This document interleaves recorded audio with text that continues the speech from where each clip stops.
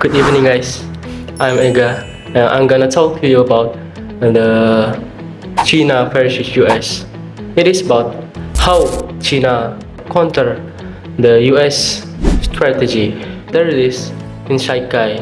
The name guy is Kishore Mahbubani, a former Singapore diplomat and global strategist. And in a recent interview, he broke down exactly what China doing to America. Now, let's start from the first one. How China strategy reinforcing its own economic foundation. Now, Mahbubani point out instead there is 4 points. That is high-tech manufacturing, and the second is electric vehicle. The third is renewable energy, and the last is semiconductor development. Just to give you a sense, China now leads the world in EV production, and they're not slowing down. This is the strategy. Why? Because Mahbubani says, if your economy is strong, your people stay satisfied, your state remains stable, and external tax become way less effective. Okay, let's start from the two sections. The two section is building regional economic ties. The second layer of China strategy is just clever, creating economy in the independences and with neighbors. So think Asia like Indonesia, Vietnam, and maybe Thailand. China has become the largest or second largest trading partner. Why this is so powerful? It's because countries rely on China for trade, infrastructure, and investment. It becomes way harder the US to convince them to take a side. Even if US says, "Hey, let's form a China alliance," this country might be like, "Yeah, but China building our roads and factories are export." It's not military power, but it's not bullying and it's economic diplomacy, and it is works. Okay, and the third section is a global reaction through Belt and Road. Now, here's the third part, and it's one of the most famous, the Belt and Road alternative.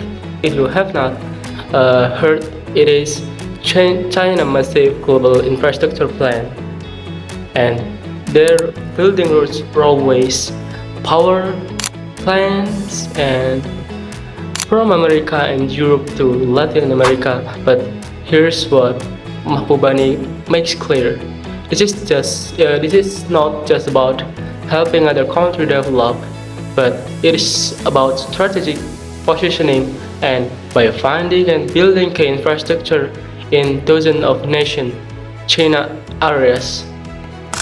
Okay, continue to the fourth section. That is about Mahbubani critical of the US. Now, it get really interesting. Mahbubani criticized the American approach, and not from anti-American stance, but from a strategic one.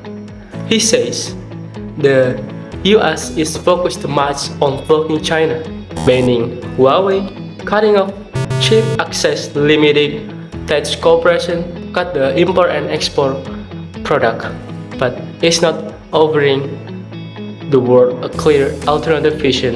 In other words, you can just run campaign based on opposition of your world foreigner policy. It just don't work with China, but you don't give countries another attractive option.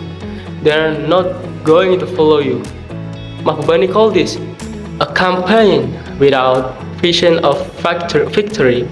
The US might be win some battles, sure, but can it win the long-term war of influence? Okay, let's continue about the fifth section. It is about China future block. Now a lot of people say, wait, is not China economy in trouble? And what about the property crisis on foreigner invest living? Mahbubani says, yes, China is facing challenges, but they are cyclical, not structural. China has gone through ups down before.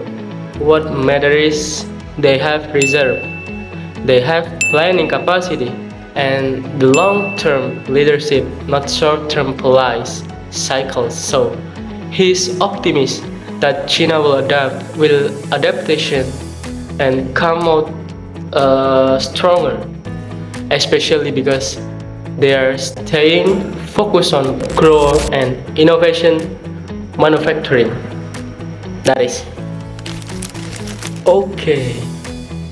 We are now in the last section, that is conclusion. The conclusion is so wrap this all up, and here what Mahbubani is saying: China is not trying win in war, but China is trying to win the peace economically, diplomatically, and structurally.